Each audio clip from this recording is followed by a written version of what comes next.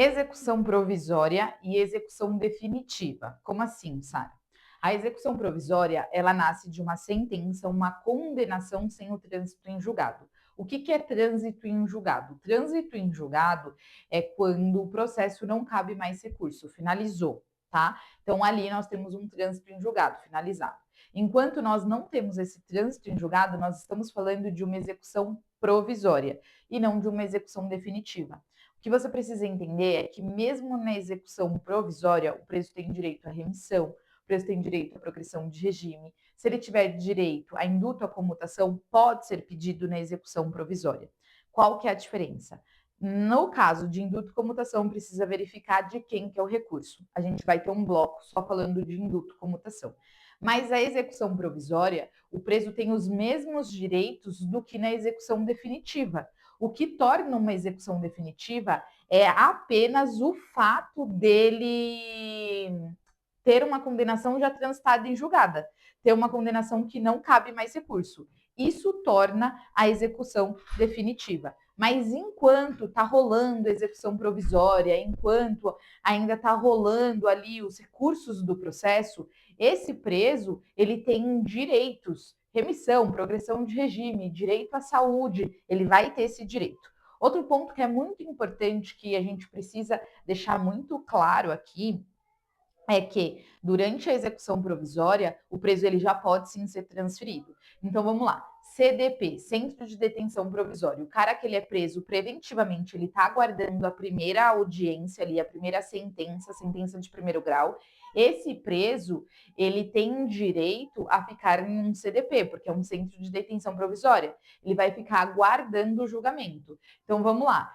O crime foi cometido em São Paulo, ele está preso aqui na capital de São Paulo. O crime foi cometido em Taquarituba, ele está preso em Taquarituba. O crime foi cometido em Pirajuí, ele está preso ali em Pirajuí. Num CDP, próximo de onde foi cometido o delito, tá? Veio a condenação, já tem condenação de primeira instância, o processo ainda não finalizou, esse preso, mesmo que o processo não tenha finalizado e ele tenha uma condenação de primeira instância, esse preso ele pode ser transferido para uma penitenciária. E quando ele vai transferido para uma penitenciária, tem aquela questão, doutora, ele vai ficar perto, ele vai ficar longe, ele vai ficar onde tem vaga. Gente, é muito importante falar sobre isso, e se eu já falei, eu vou falar de novo, vou repetir sobre isso, porque muitos familiares se desesperam e falam, Sara, é um absurdo o preso ir para longe. A gente tem presos idosos em que a família está desesperada falando, esse preso ele precisa ficar perto. Esse preso ele não pode ir para longe, eu não vou conseguir visitar, minha mãe tem trombose, tem problema de cardíaco. Gente, a aproximação familiar ela é possível que se peça. Primeiro tem que pedir administrativo para depois pedir judicial.